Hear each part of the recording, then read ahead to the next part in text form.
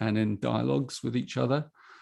We were talking about it and we're going how like that notion in business that people always used to say, I don't know if they still do, they probably do. Business is business, that's like an excuse that people make when they're ripping you off. Business is business, and particularly that is an old paradigm where it's like family and business, and it was all separate. Like this is about money, and that's so we don't have to think about environment actually because it's just business. And I think that those attitudes are definitely kind of shifting or being needed to shift. And there's a lot of cultural wounds around money as well, and different cultures have different stories with it, and different stories with prosperity. Some of the poorest countries have the highest happiness indexes, for example, whatever that means, but it does show you something. And you can't use that as an excuse or glamorize that at all and say, oh, well, those people are happier. It's because you don't know. But there's also something in that. There's something in simplicity. If you literally in the last 6 months, I've spent a lot of time communicating and talking to Indigenous people because of another course I'm creating. And I've found that their viewpoint is just resoundingly refreshing, and they have a different take on prosperity from the rest of the world. Prosperity for them is a much simpler thing than it is for everyone else, and they haven't had to, traditionally they haven't had, many of them hadn't really dealt with money, not so much anyway. And that's the thing that's changed them in a way, is one of the things. So, there's a lot around this concept of money, and us really re-evaluating what do we mean by prosperity, and what is prosperity for you? And that's why this question will keep coming up, and I keep saying it. The question is, how can I be of the greatest service to the whole? And as you explore some of the Pearl teachings and you read, what's written in the course. And by the way, for those of you who don't know, the course actually contains a book. So this is my Pearl book, and you can buy the Pearl book as well on Amazon. But it's in the course, this book. So if you prefer to have it as a hard copy, you can get it. But it's the course is serialized around that book and layered, and it kind of unravels the teaching of the Pearl to us, and it shows us, these things I've been sharing with you about, where our wounding comes from, and the nature of of money itself. And it's funny that we talk about charge around money and this notion of charging things, and that money does carry charge. And the money that comes into our life and goes out of our life, it carries a charge, and that's quite a mystery. So we call that karma. With money karma, and you might want to consider that when you're considering prosperity, because what kind of charge is attached to that money that's come to you, or that and do you want that charge? Or can you transform that charge into a more positive charge? And that means you're going to invest that money in something beautiful. And, whatever that means, that might be you going on holiday, or it might be you give it to, an Indigenous guy or someone that really needs it, or you would just invest it somewhere green or whatever, or ethical, or you don't, in which case that money creates its own, it picks up another kind of charge. Everywhere money goes, it picks up the charge of the environment it moves through and the intention that was steering it and aligning with it.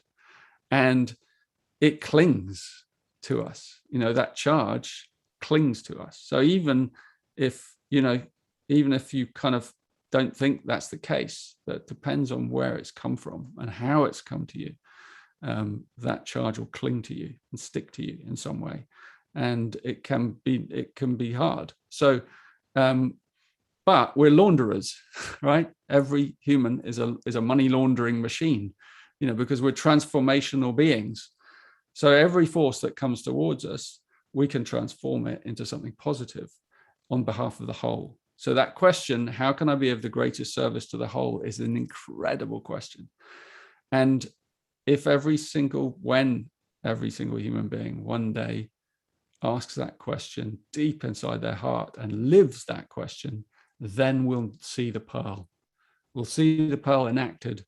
We'll see what it really is. This thing that Richard Rudd spoke about all those years ago, if they ever have any memory of this strange guy and this funny set of teachings, it'll be, this is the thing that they were talking about, this collective flowering, of a human heart, of a human brain, of this open heart, soft heart, open mind. And the potential that's here for us is extraordinary. So that's my final thing. And you'll hear the drumbeat of the pearl is, I've gone on way too long, I'm sorry, you guys.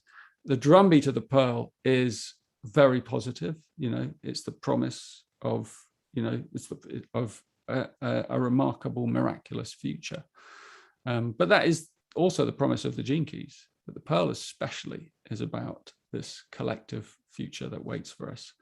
And so you'll be hearing more about that too. So thank you. My initial thoughts for you all, and I will hand you over to these lovely, amazing people.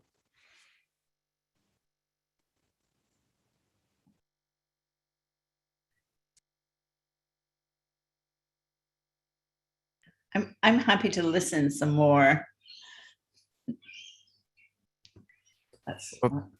Thank you so much, Richard, as always, beating the drum. And I just wanted to give a quick update that our amazing behind-the-scenes gnomes and tinkerers have actually been able to broadcast this. And so there is a link if people are unable to get in.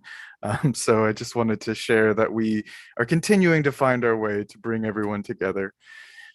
For me, what's so inspiring about this particular transmission is about neurology. And I've been feeling it happen as we've been approaching the Pearl sequence as this retreat. And I feel it now in the little technical difficulties and in my own body. But more importantly, like the world does what I feel is going through this neurological change. And so pain and memory and trauma, these pieces that the core bring to our awareness are also wrapped up and wound. It's one of the terms that we use of like a core wound is a wound up energy. And for me, the vocation, the sphere that we're starting with, it does ask us to like call on and remember some of the pains and the experiences that have been coming up for us in our life and coming up collectively for our life. Because hidden inside this core wound, this wound up energy, is also our core talent, our art, our genius, our vocation, our medicine. That which has been literally gnawing at us from the inside is also the sensation and information that we need to give incredible compassionate action and creative spirit out into the world. And some of the most inspiring people in my life that I know, they have like, one of my teachers has a debilitating, what is traditional in Western medicine called an incurable disease and a debilitating disease. And witnessing that take this person on a deep healing journey to discover what they're really here to give is breath, the like transmission of breath to digest our memories and unwind these wounds so we can live a vital, healthy life. And that health may be different for different people. These vessels have their own story to tell. So for me, the vocation is less about, in this context, it is understanding that our wounds are our fuel, that the shadow is this incredible fuel for the gifts that we're here to give out to the world. And naturally, inside this retreat and inside the vocation sphere in general, there's going to be this calling to bring it out to the world, this like call to action for the hero inside of us. And one of the archetypes that we looked at in that trinity was this sphere, the sphere of vocation that we're starting with. It has to do with the Mars archetype. And Mars, in a lot of, more of the recent Greco-Roman and astrology type attributions, there's this understanding of Mars as the warrior, right? And I really love the archetype of Mars as the artist, right? Where that sword is the paintbrush, is the pen, is the clarity of what we bring to the world. But it also has this incredible willingness to respond to life, to utilize this challenge as not just a battle to be won, but actually a opportunity to paint with the colors of our pain, to dance with these challenges and actually know that that innovates life instead of just a endless back and forth of let me battle the great beast of, insert your archetypal demon here. If you are out there battling any attribute that you're battling, I want this sphere to inspire a level of not letting go that lucidity of seeing, hey, there are archetypes here. There are actual things happening in the world or in my life and in my relationships and, in society that need our attention. But we're bringing the gold of our awareness into these cracks so that we actually repair this vessel into something even more beautiful than it was. And so for me, I'm calling on Mars in this month as an artist to teach me through my shadows. My shadow is I have the 18 here, the shadow of judgment. And my line 1 is afraid when the ground drops out. You can learn some of these shadow keynotes about your gene key and your line, and then see what happens in the world. Here I am having put hours and hours of my life into this beautiful moment, and I have no control over something that broke. It instantly invigorates this wound pattern that's terrifying, that's scary, that's real. And inside that is my gift of integrity. How do I take this next step? How do I respond with that artist, with that love, with that grace? And this is, for me, the actual question of the vocation that we get to explore individually and together. So when I started this conversation, I just mentioned neurology, and I really encourage us to breathe through our neurology, especially in these next few months. And this month is the spine. The body component is the spine.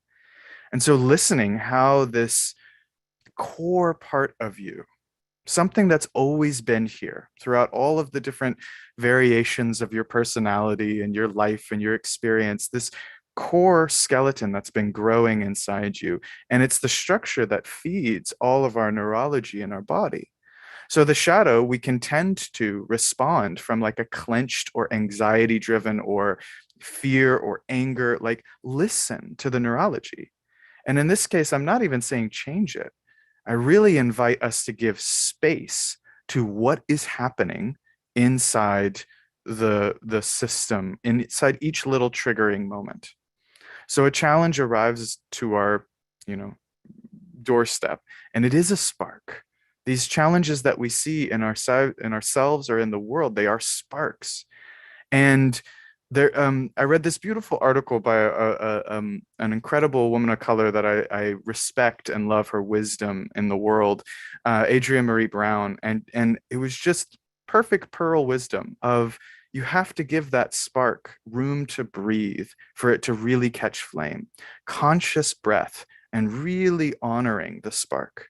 And so this urgency in the world, we are meeting crises all over the place, whether they're personal crises in your family or in your love or in your work, and obviously the reflections of the crises we're going through as a planet, as a species.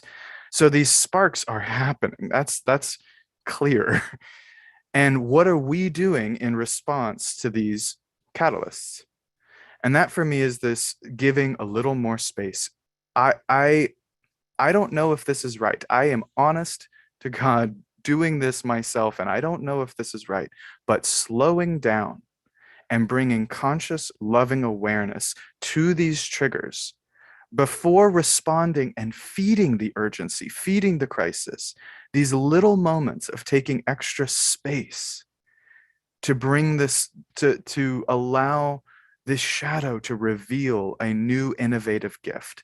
That for me is the quest that Mars, the artist, Mars, the vocation, is actually tasking of me. And our individual art and our individual vocation will feed the collective. And we'll see as we go to the culture and beyond, like how our fractal calls in the right allies and how the world wants to feed these different initiatives. But we are kind of the one thing I can take care of in my life is how I respond to life. Why my authority is right here. So just a reminder that, you know, living from our core inside the tiny little daily habits, you know, like how I spend, like Richard talked about the charge in money, when I give money, when I give my time, any currency, when I write an email, noticing the charges that I'm expending and receiving inside these exchanges. Because for me, the sphere is here to help cleanse some of my neurology, to soften my reactive nature to some of those charges, and then see what is the unique gift that I'm here to actually help transform what could be a divisive and debilitating or judgmental type of energy, and honor it as what are your gifts? You know, what is that word or that city in your sphere of vocation? What does that feel like when your body, your spine is aligning to the frequency of those words? That for me is the quest this month. So I really want to honor you for taking the deep dive and opening the sphere, and honor that it may indeed draw up these older shadow wound patterns, and knowing, just having reference, that whether you've done the Venus sequence or not, or any of the other words and mental stories, you're here. And when we orient here to understand that there is a bridge between our healing of the past and our actions out into the future.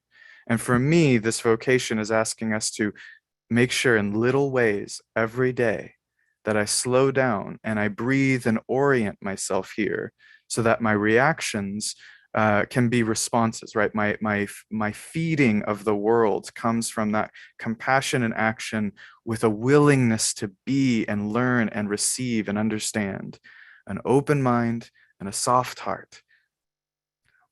Thanks for hearing me today.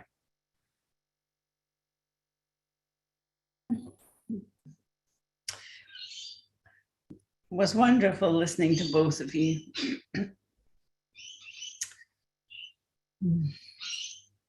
I notice as I'm listening also that when I think of the core wound, I think of that sacred wound that's been traveling through time, and that contains within it not only our greatest talents, but also our suffering. So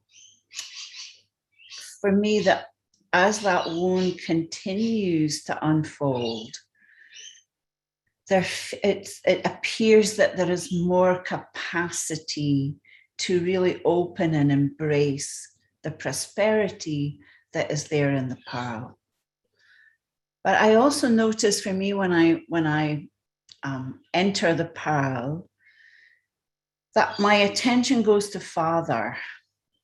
Now, this may not be true for everyone, but I want to just put this in the field.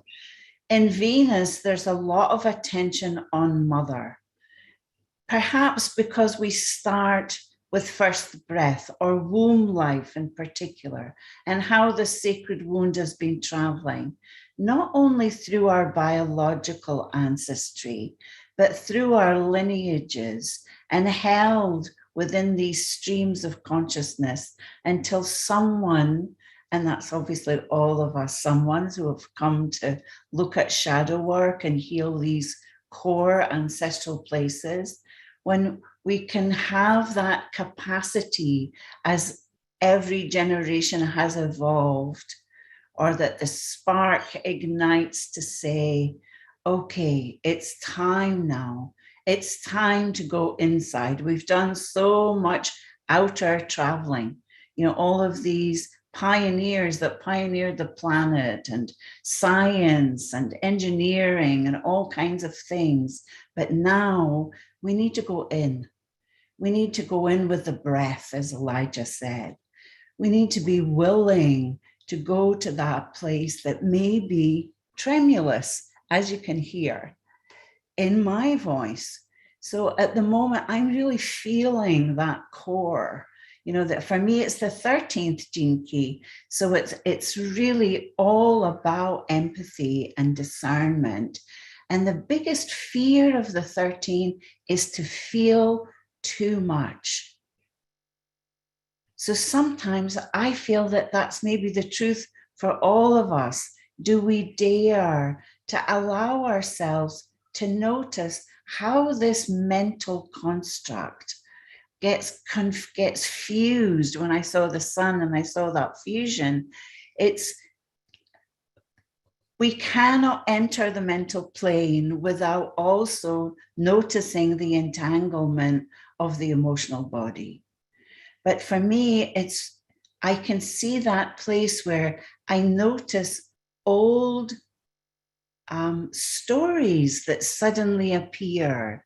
So I noticed something for me recently when I was contemplating this, and there are certain things vocationally that I might be invited to, and I find that there's this huge hurdle and I can't find the simplicity. And I suddenly actually said to Richard and Elijah this morning that the only thing I can say is, I feel it in my body. This is in my body, the entanglement, the wound.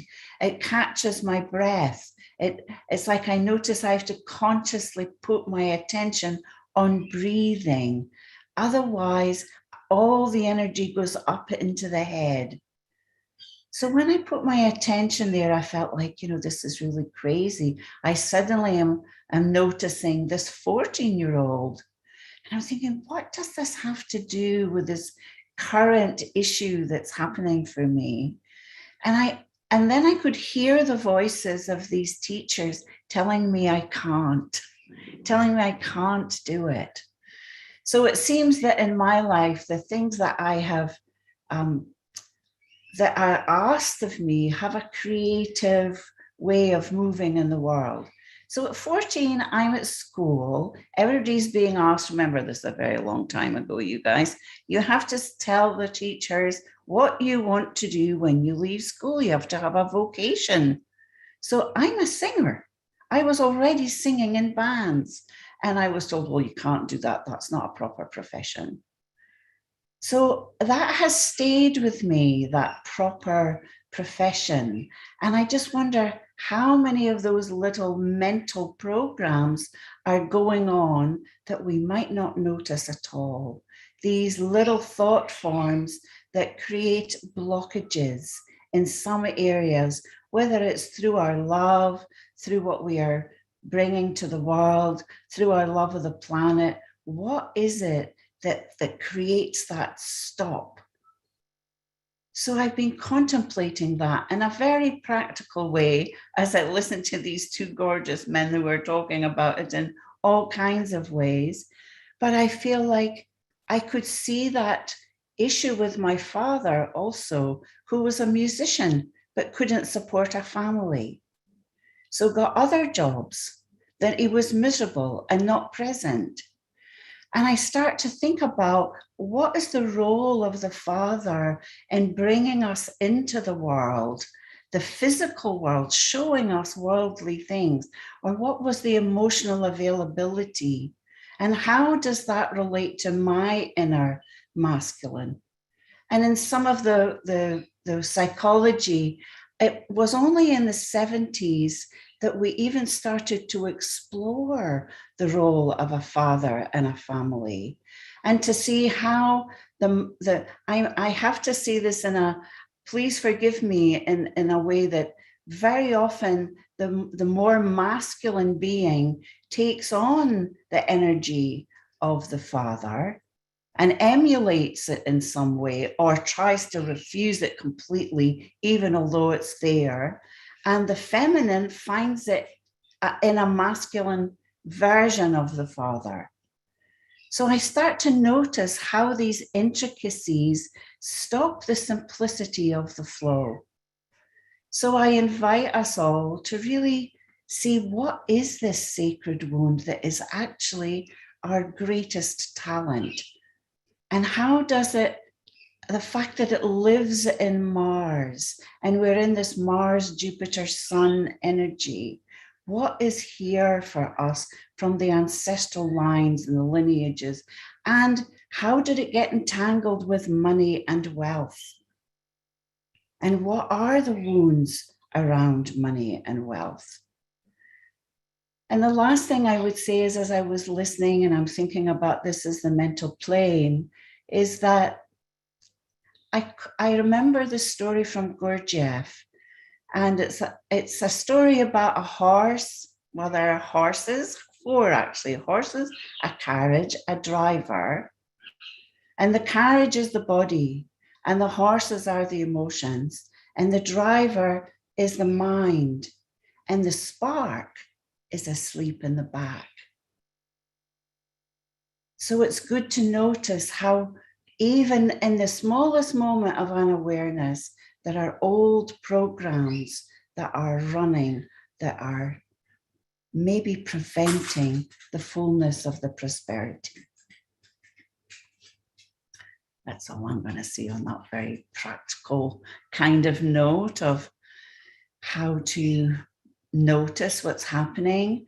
And I had a few people that asked me, oh, is the pearl going to be as emotional as Venus? And I thought, well, I don't know, because it's not my pearl. That was my first response to it. And secondly, we cannot compartmentalize our lives. This is the old model. It was when there was business and there was family, there was personal and there was professional. This cannot bring us to wholeness. We are not a compartmentalized system. So, and I also had questions about, oh, I'm only interested in finding a new love. And I was thinking about that also, this longing for love. So when someone's not in a relationship, there is this longing for love. And yet when they're in a relationship, their longing is still there, sometimes for something different, something that's dissatisfactory.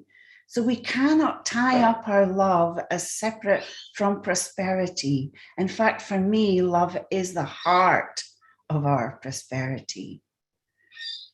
Thank you.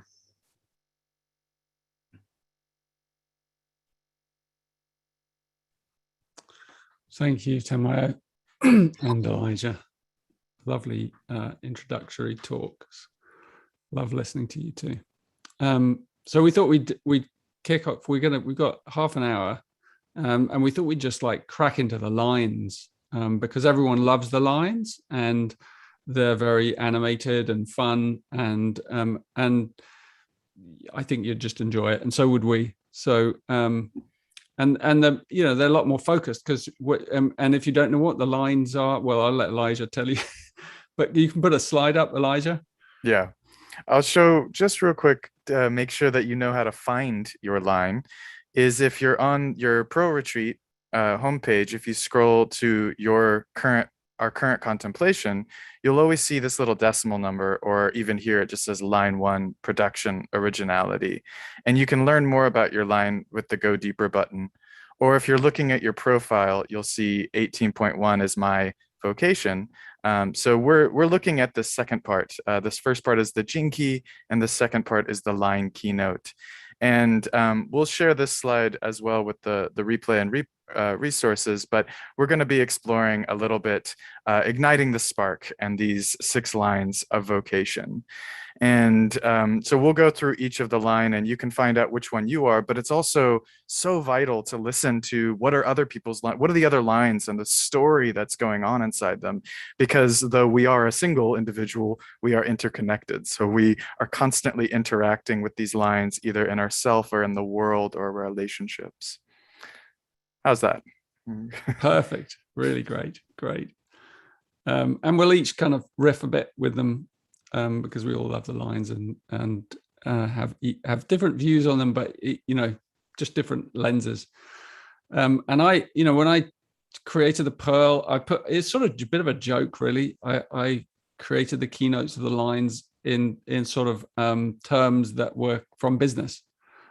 So you have like you'll see the line ones are like production, and line 2 is marketing, and line 3 is strategy, and and so, but they're not literal. They're not to be taken literal, although in some cases they can be applied in that way, but they're more like you've got to get deep into the kind of underlying nature of the meaning of the line itself, and if you're new to Gene Keys, you'll get a sense of that as we go along, because we're looking at the lines. There's only 6 of them, as you can see, and you'll be looking at them in each of the spheres. So it's a bit like looking at notes in the same octaves each time, because so all the line 1s have a certain frequency and a certain way of being, and so do all the line 2s, and a certain set of kind of humorous anecdotes that seem to emerge, and storylines, and because they're little algorithms, and so they're fun to bring alive. So I'll start line 1, and then Elijah Tamaya jump in. So one of the keynotes that we kind of like to play with was that line 1 is a bit like the script writer. If you're putting on a movie, these ones here are like, if you're putting on a movie, this is the script writer. This is the one that comes up with the idea. Line 1 is the foundation. So it always like comes up with the first. It's the one that sows the first idea out there, or But at the same time, you can look at that in lots of different ways. As Elijah said, the fear of the line 1 is that the ground is not solid, that it might give away. So, you can apply that into everything if you're a line 1. So line 1 vocation, like there can be a lot of fear around what is my vocation? I don't know. I never knew what it was. What is my script? I can't write the script of my life. Feel like I haven't, whether you have or not. And you might be writing it perfectly. This afternoon, earlier today, I was talking about in a parenting group. We're talking about vocation as a parent. And many people as parents feel like, what's my vocation? And other people are saying, well, my vocation is actually being a parent. That's actually a vocation in itself. And others were like, but that's not enough for me. So anyway, it's like the line 1 is the deep questions of like, am I fulfilling my destiny? And as Elijah also alluded to, there's immense creativity in all of us. And the line 1 is the one that has to kind of begin that creative process, unlock something. So it can be very dynamic. That's where the spark first gets, the ember has to be blown. You have to blow on it and begin to kind of bring it alive. And then the agent takes it, and the producer and everyone, but you have to have the script first. Otherwise you don't have a movie. So think about that if you're a line 1. I'm a line 1 as it happens, as well. I'm 157 line 1 in my vocation, so, you look at those shadows, the shadow of that is unease. So, whenever I feel uneasy about the world, I've lost track of my creativity. I've kind of dropped, I've stopped responding to life creatively, or problems creatively. And that's the key with all of this. It's like, if there's a problem in your life or a difficulty, then respond to it creatively, write a new script. As Elijah, you said so beautifully, respond to it through Mars, the artist, pick up the pen or the quill or the, whatever form that takes, and write a new story out of this, that's never been written before, whatever's coming at you, whatever makes you wobble, because line 1s wobble, and when they do wobble, it's really intense. And then you find a gift in that, and then the gift flowers into a city. So what do you guys reckon about line 1? That's great. Or you can even move on to line 2 if you want. We don't all have to do it. The one thing I'll say as a line 1 is just that in this process of throwing yourself so deeply into that which you're really here to do and to love. And I know every little piece, and I see it in Richard as well, like the attention to detail that a line 1 offers to the project is phenomenal. And 2 is the surrender that has to happen to then let your other allies that will be drawn to that creativity take it and run with it and explore it and evolve it And so that can be terrifying too, even in a creative situation. And as we explore all these lines, I didn't mention it before, but if you are doing this as a team or as a project, like with a project in mind, you don't actually need one person with like each of these 6 lines. That may help and that may happen naturally, but always thinking about you following your genuine vocation and discovering what that means for you will naturally align with the right amounts of people as this project or this mission begins to birth itself. So I just wanted to mention that if you don't have a script writer in your immediate project or team, it doesn't mean go do interviews based on their Gene Keys profiles. It should be useful as a way to understand each other's gifts. And if you're not a writer, don't get stuck on the word, the metaphor as the truth. Just listen to some of these archetypes of like diving so deeply into the details. Whether that's as a parent or as a, any of your artistic moments. I use the word art a lot. I mean life as art. I mean how you engage creatively with life. So just as a preface, as we climb this ladder of the lines. Tamara, why don't you take number 2? Oh, number 2, second lines. Well, for me, that's that natural that suddenly finds the scriptwriter and forms a relationship.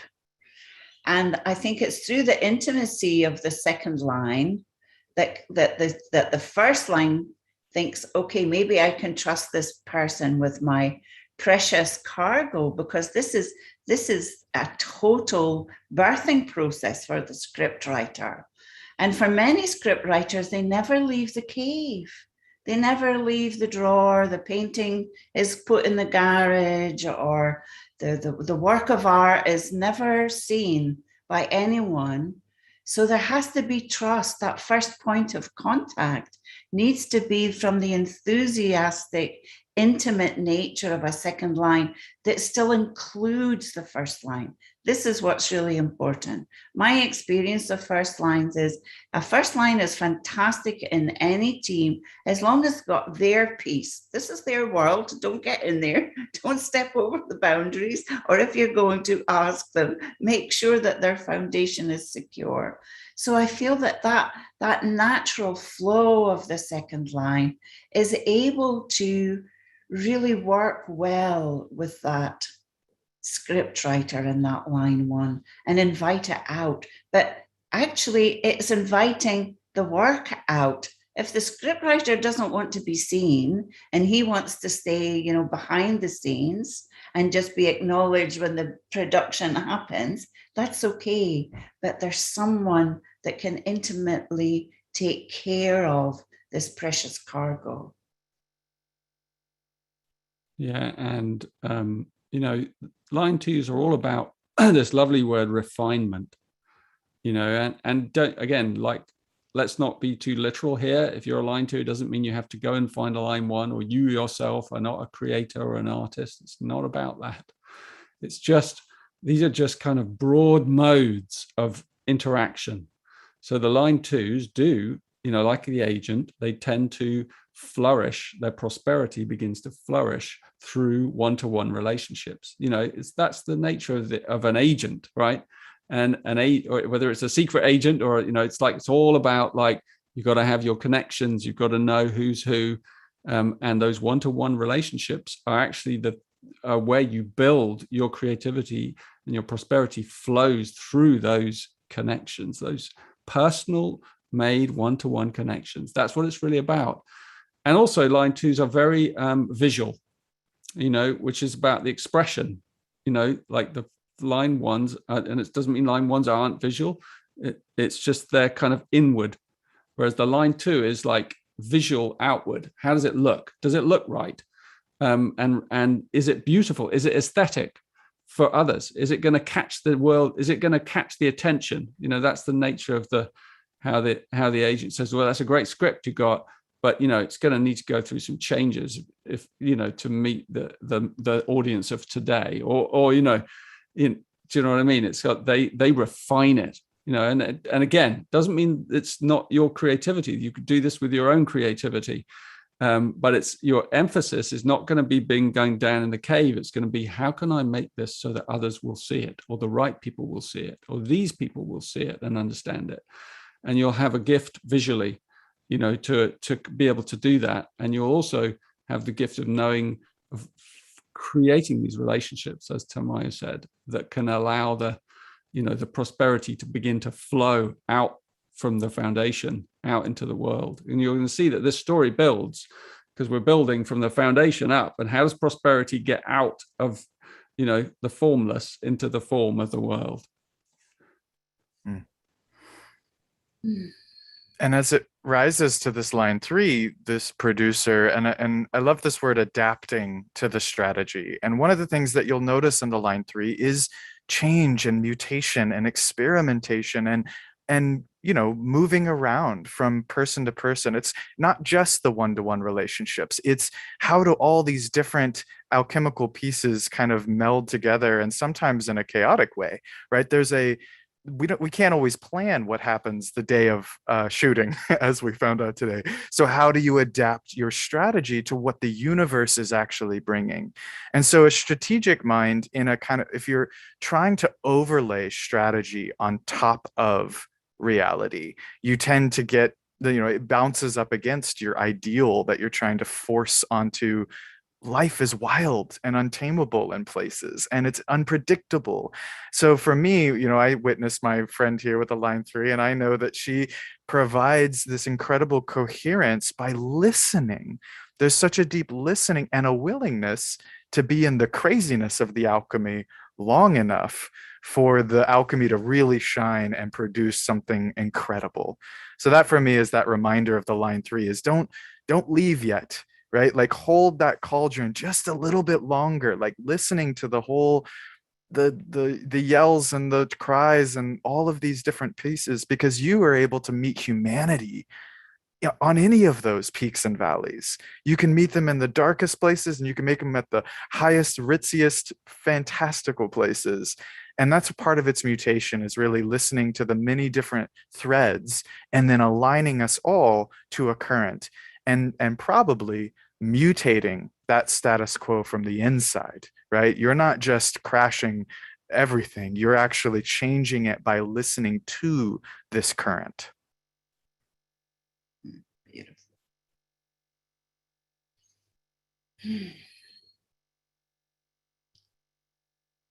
I think I'm just in a listening position today. Okay. Yeah, I love that third line. And like the producer, the agent is the kind of intermediary between the scriptwriter and the producer. So the agent has all these connections. I'm just following this metaphor, has all these connections and probably knows hundreds of producers. And it's like, you've got to match the exact right one to the script. And then you've introduced them, and then magic happens, and this is how prosperity builds, through these interactions between us. And I love the metaphors. So, and the producer is the wheeler dealer is the one that just understands it. Elijah said, it kind of knows when I worked on a movie set years and years ago, the producer was just this big character. And he just knew everything that was going on. And he knew everyone from the director to the kind of person doing the tea, and he was like fingers in all the pies. And also he was very aware of the money. He's very aware of how of timing and how everything cost, and what everyone's feelings were. And was this basically everywhere, this person that was everywhere. And that if you had a problem, you went there. You didn't go to the director, you just went to the producer, because he was the most kind of down to earth, easy person to talk to. And he was an archetype of that, in a way, because the third line is that. The third line is exactly what Elijah described. It's being in the world, and it's getting dirty sometimes and learning from that and making mistakes and trial and error, but then growing, constantly mutating. And that's, that's the juiciness of a third line. And there's great humor in it. And there's I guess the shadow of the third line is a kind of lack of commitment often, you know, inability to stay with something for long enough to get the rewards from it, you know, and therefore a kind of a fear that makes you run and makes you kind of you know, never stick around long enough. So something to consider if you've got a third line there.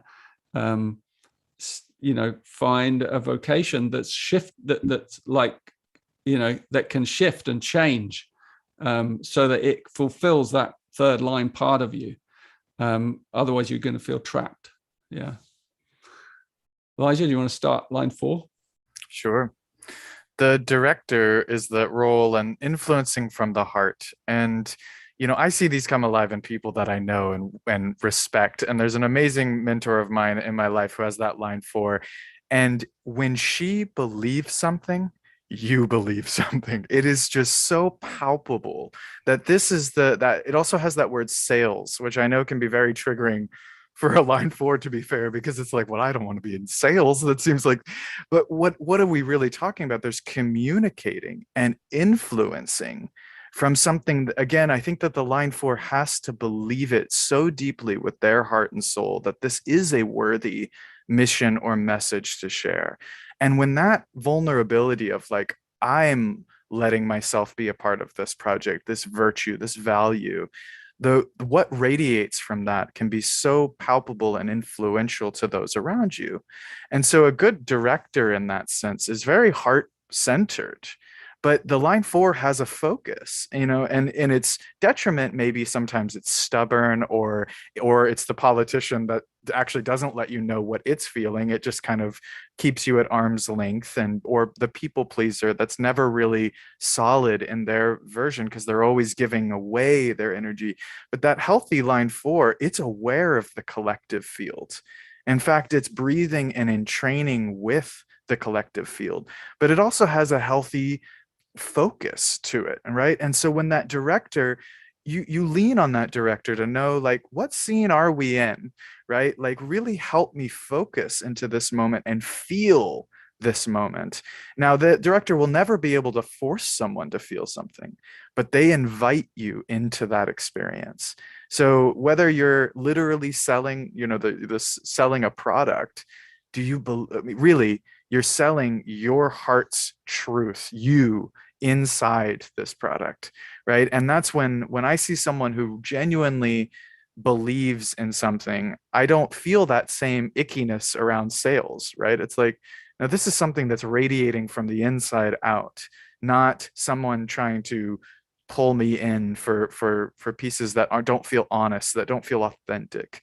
So I'd always invite the line 4 to like soften into your authentic breath, and then be fueled by you have a power, even sometimes a hidden power, to influence the field around you, but it's all centered through the heart breath, right? It's actually generating a magnetism that calls us into what the heart's really asking for. That's my feelings on the line 4. I feel like as we move through the lines, you know, it's easy to see with that power of that heart, when it's really open and flowing, it's then so very painful to feel rejected.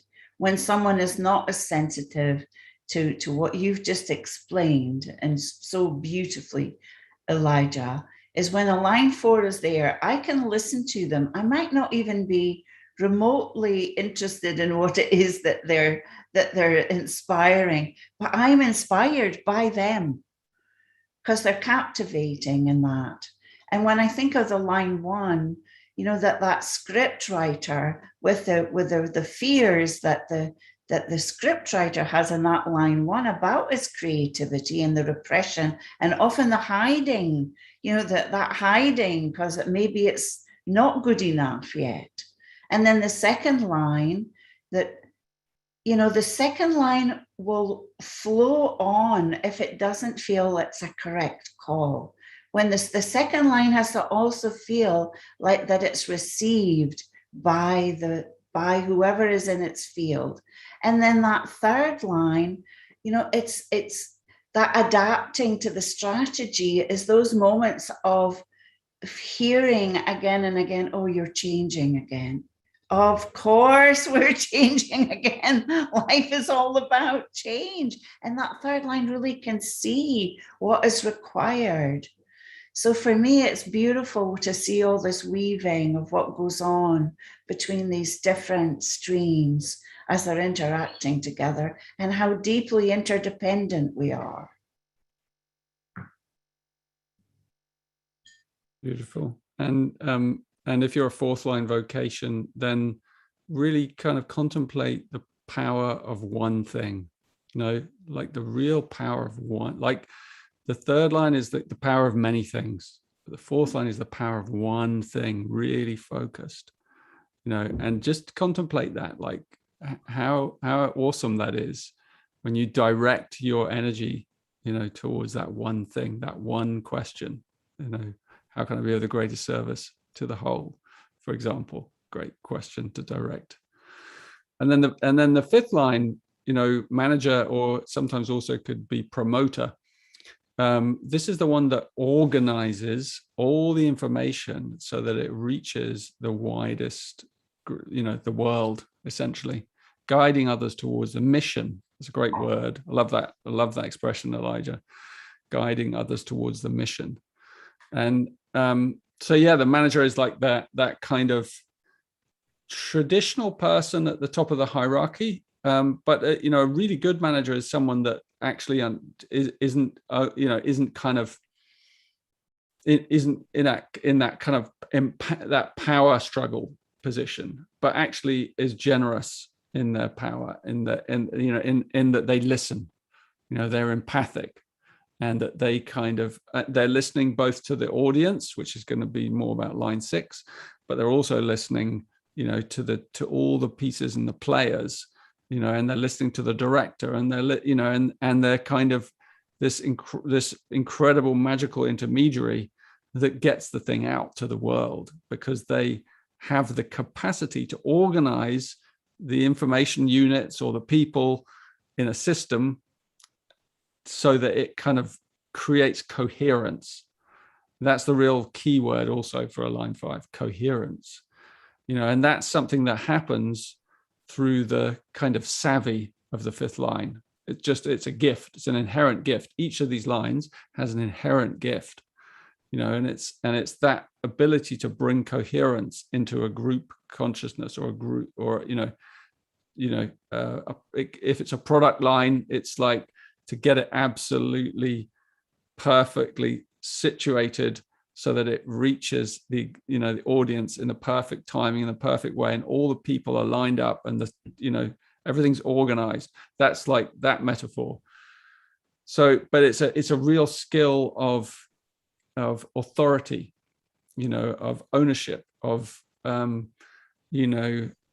I guess in some sense also generosity, you know, the fifth line, and possibly even, I was going to say sacrifice, but I don't want that to be taken negatively. I mean that in a positive way, like someone that is doing something for the sake of the whole, that kind of sacrifice, where it's not really a sacrifice.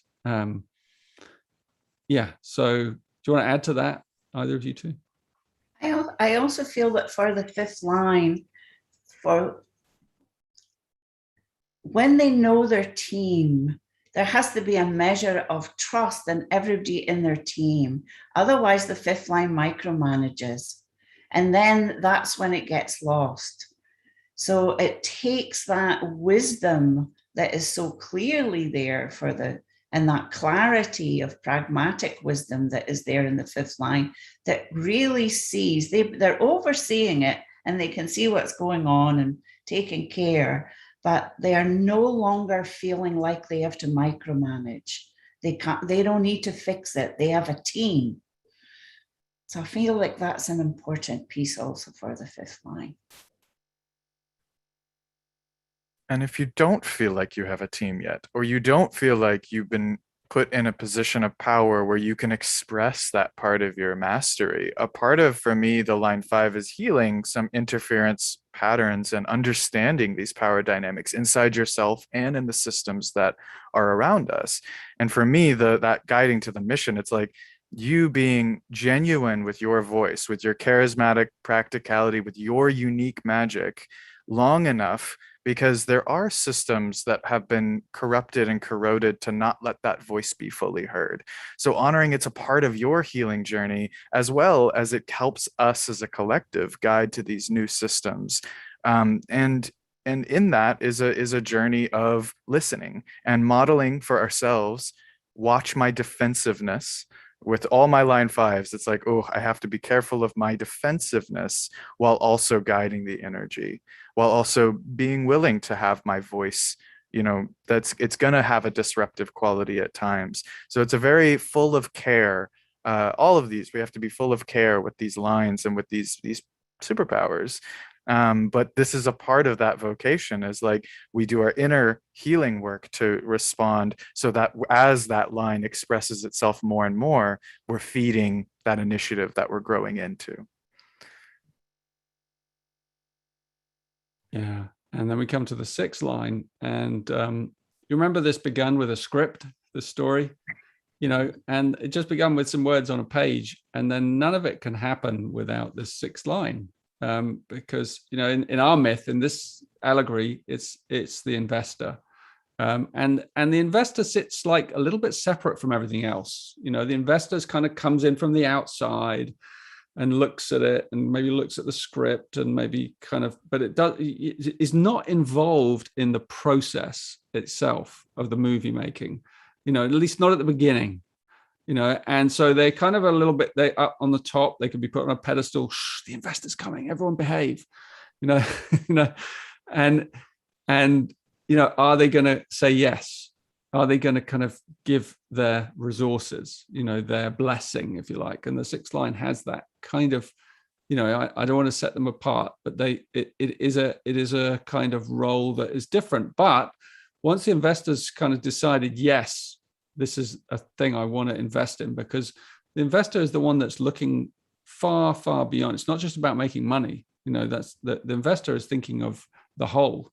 The sixth line thinks of the whole. It's thinking of future generations. It's thinking of the question, how can we be of the greatest service to the whole? Is this the place where I want to put my precious resources, my time, my energy?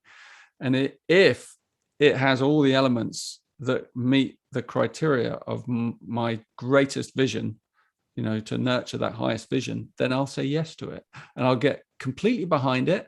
And then I'll come down from my rooftop, and I'll be in there with the script writer. I'll be on the movie set. I'll be taking tea to people. I will be right down there in the fray, because I don't want to miss out on the fun. I don't want to sit up here on this mountain. I want to be here in the fun and the fireworks and the juice.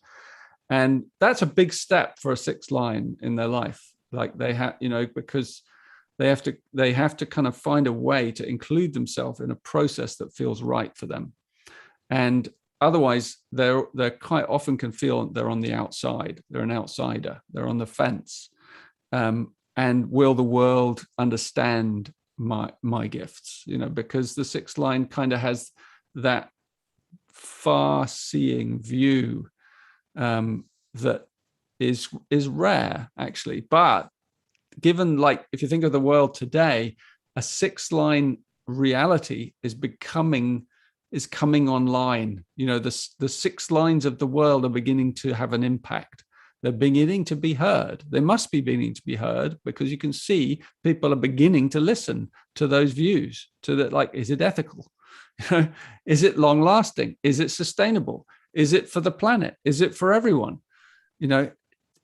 And kind of ability to drill into the detail and go down, well, like, yeah, but your bottles aren't recyclable, or whatever it is.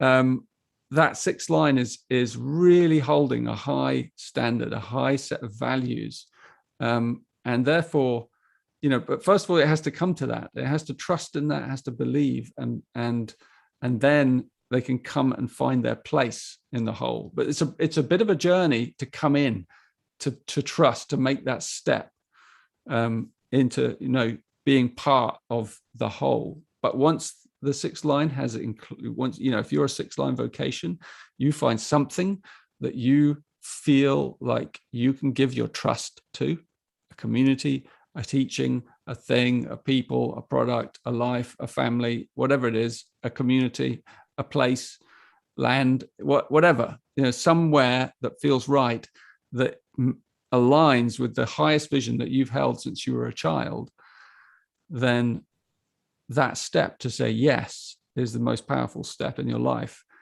And it also may take some time before you get there, so often it's like, don't let go of the dream. That's this great advice for a 6th line. Don't ever let go of your dream. Hold it precious inside and wait for the right time. Yeah. Over to you guys, if you want to add anything.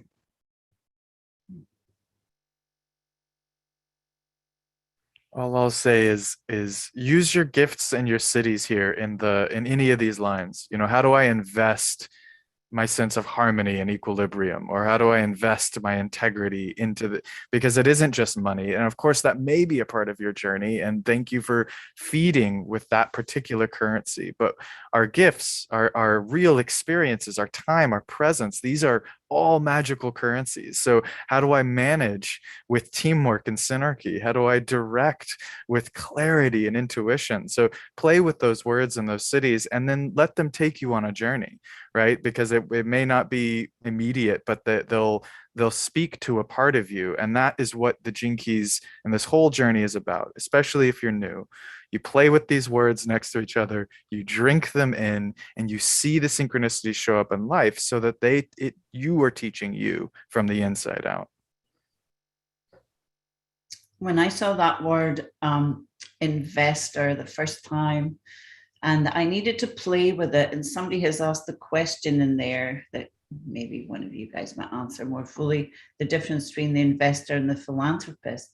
But very often they're the same, because they're investing their energy in whatever it is that they see is nurturing the higher vision, which is sustainable. But it also made me think of one of the changes that is going on the planet. Here's your 3rd line now, where investors who have got investments are really asking, where is my money being invested? Where is my responsibility for where is my money being invested? And in 2000 and whatever it was, 3, I think it was, when the world decided, or somebody decided, that there was weapons of mass destruction in Iraq, and every part of me said, what a right load of rubbish. It was just like the biggest lie that I could have heard. And one of my dear friends, when he was discussing it, a family friend of his said, well, that's not so bad. I've got lots of investment in arms. And that's kind of shocking to discover that right next to you in the coffee shop is somebody who's delighted because they've invested in arms. And it brings us back to ethics and integrity, and coming to that place to see that my ethics and integrity may not be the same as yours. For that person who still believes, this is planet Earth, we'll still be killing each other for centuries, may as well invest in it. There's a disconnect in my universe. That would be the truth for me, but that's not the truth for that person. So again, it comes back to how do I live my ethics and integrity and still have the vision I have and be willing to speak to it, but also notice that, the guy on the other end feels equally as ethical in his choices. Well, the world's just like that.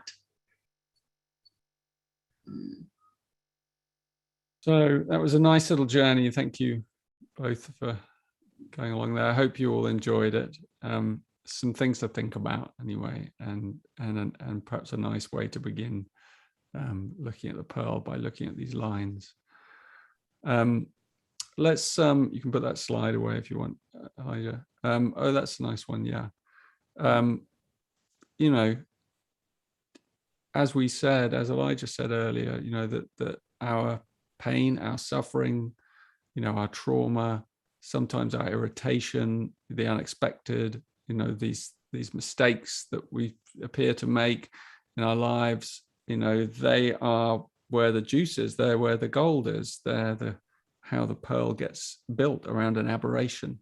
But it's through us applying that creativity. And that's what the world needs. That's what we need as individuals in our homes, in our families, in our lives, to respond to difficulties with creativity. And that's what the pearl's all about. So if you can get that right now, you've really got the essence of the pearl. Let's do a little kind of closure, just where we just kind of bring all this back down to where we began. So if we just like fold up all of that universe that we just have shared, all those words, and we just let them all just fly away. All the words that have been spoken, have been heard, all the thoughts that have gone through your head and the collective, just let it all fly away. And just breathe a little bit. And just tune in a little bit to your spine.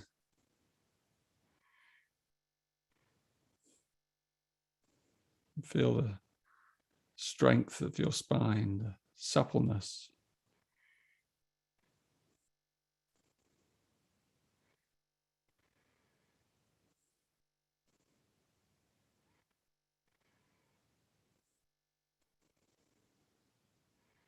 The spine connects us to the earth. It also connects us to the heavens. It grounds us at the base of the spine. We find all those areas of grounding. The dantian, the center, the navel.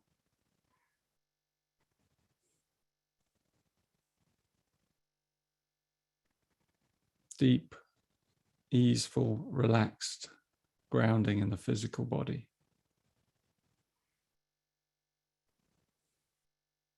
And in the middle of the spine, as you track up the spine,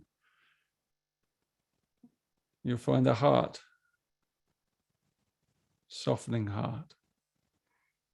Feel your heart softening.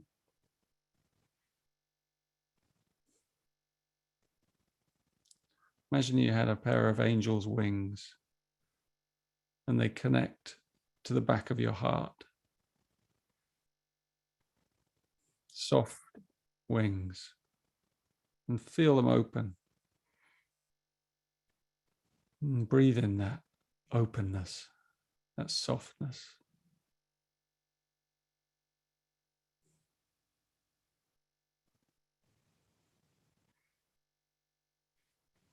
And then continue up the spine to the top of the spine, head center, the head, open mind.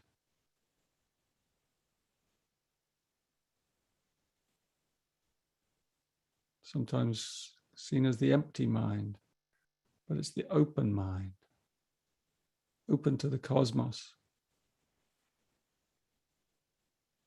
open to everything below, so that there is no below.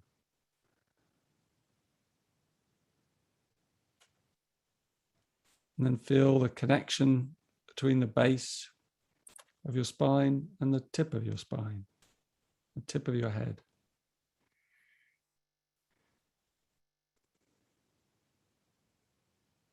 These are the bookends of your life.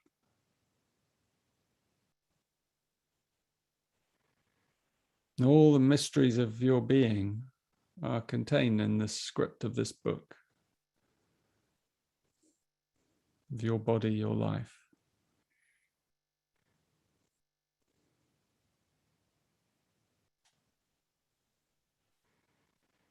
And feel right in the middle there in your heart, feel the Grail question just resonating.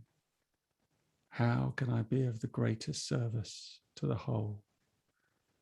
How can I be of the greatest service to the whole? How can I be of the greatest service to the whole? Feel that resonance of your heart, the selfless love of that question. Just quietly humming away since you were born, before you were even conceived. That question was there. Before this universe even came into being, that question was there. How can I be of the greatest service to the whole? Before time and space came into being, this was the question of the Creator. How can I be of the greatest service to the whole? Feel the love in that question. Feel the creativity in that question. Feel the mystery in that question. Unanswerable question. Driving life.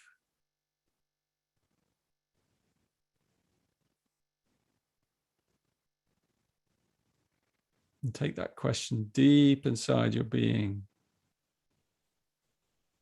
Precious, precious pearl. And your body's the oyster.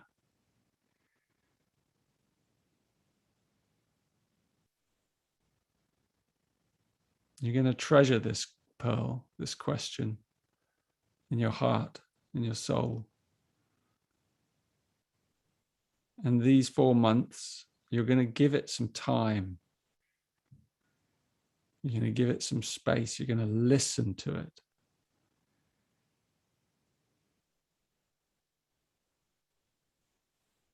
You're just going to feel it.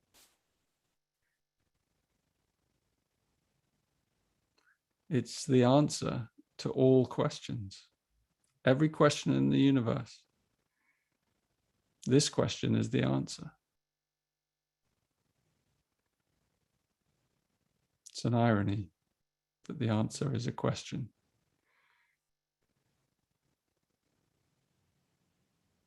In actual fact, this question is what our planet needs. It's the answer to all our planetary problems. It's the answer to our individual problems. We just don't quite see it yet. We're beginning to. We have to trust in the question.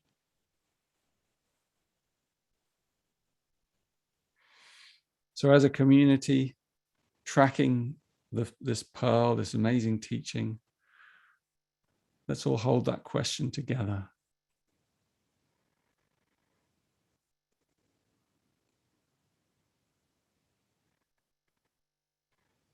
And let's see where it leads us.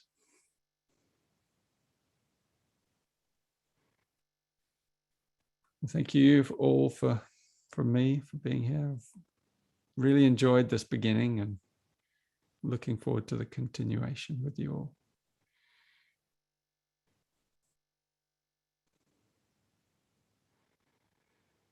What comes next, Elijah, with in our month? This week we get to start our vocation journey, and then next week we'll do our first community calls and get to gather together and just share our beginning of our journey and begin to contemplate questions like this and questions of what do you love? How do you want to spend this precious time? So we'll be gathering in our community calls and asking these questions together next week. Yeah, thanks. So I would save you the pain of being the one that comes to the community calls in the last month, because you will experience it as so joyful and you will regret that you didn't come at the beginning. So this is something we have learned here, and because some of us are a little bit shy, or perhaps we couldn't figure out the technology quite right, and just ask for help if you need it. And please, when next week comes around, really make an effort to come to one of those calls. There'll be one in your time zone, and they're held really sweetly and they're incredibly safe. And yeah, very precious. Any final words from you, Tanmaya? Oh, silent one today. I was thinking about the word vocation and how immediately I feel it as a calling, and it's often tied up with a profession. And I was just feeling, what if vocation is every breath? What if your vocation is just breathing in that sphere and that treasure that is yours and every breath, that's actually the vocation. And that's what we bring to the world. It's not about what we do. So I really just wanted to add that little piece at the end, that your vocation is the breath.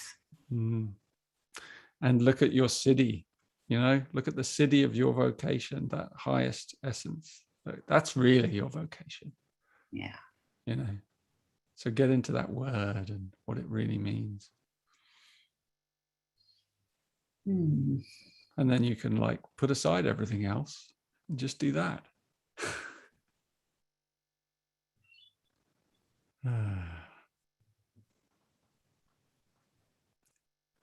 So feel free to linger here with us if you like, and say stuff in the chat as you are. Say goodbye if you have to go.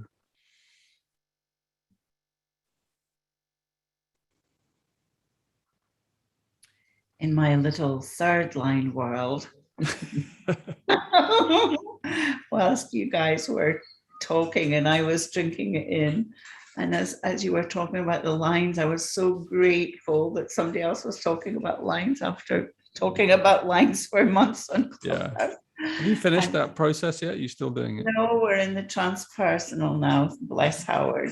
He'll be here. So if you're interested in learning more about the lines, then Tanmayo is talking on Clubhouse. Which days is it? Tuesday, 11:30 Australia time, AEST. Okay, so if you can make that, Tanmayo is, in a whole long journey with the lines, and an amazing program. But what I was thinking about was, I was thinking about all the changes. Lots of things were popping in, changes in the world. But the thing that popped in the most was Elvis Presley. Third line's what to do. We think about what we think about. Yeah. So I suddenly got this sense of that beautiful music, that was written. But this man who couldn't keep his hips still. And it revolutionized the world. That second, to me, that's that second line that has to move the body. And originally I found out that they would only show him in TV from the waist up, because we couldn't have all these women inflamed by this man that was moving his hips. But clearly, there was a third line in there somewhere that changed what was adapted. And then they made all these beautiful movies. And this is in the 50s. So I used to, when I was 8, I was sent to Highland dancing. And even at 8, what my mother didn't know is I used to go to the matinee and see Elvis and not go to dancing. I love the things that come out in our lingering. And the thing is, they were all love stories also, so that you could see that fourth line love story that was in there too. And again, that brings me back to, what was the impression? How were we impressed as young people, around love and prosperity? What was really in our spheres at those times that actually are kind of charming and beautiful and don't have to always be filled with sorrow and suffering?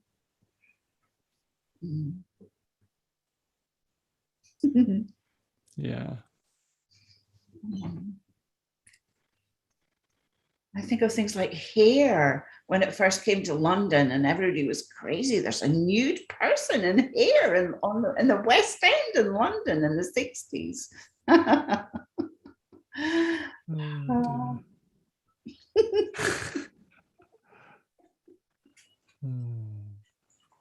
So slowly, though, we open, and it's beautiful. So a lot of questions came in there, Elijah. I didn't know we were doing questions. Yeah.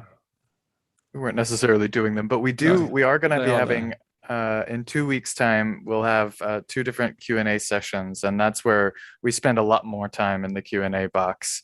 But we do always save these different questions and try to answer them as best we can. And just a few of the technical ones like community calls. If you don't see them yet, maybe there was an issue with your registration, but we'll be sending out some clear emails over the next few days. So we'll do our very best. But the live events page is your savior. So it'll have the calendar with all the links. Other than today, where X amount of thousands of you weren't in this room, but thanks to our amazing tech team that got it out onto YouTube for a bit so that we could at least include you in here. And so thanks to everyone behind the scenes for that. Yeah. And there's a question there about, are there shadow frequencies for each line? So very likely that's something that we will spend a little more time on in dancing with a transmission in a couple of weeks. Yeah. So did what happened, Elijah, with the 1,000 people? Yeah. No, but I don't mean what Well,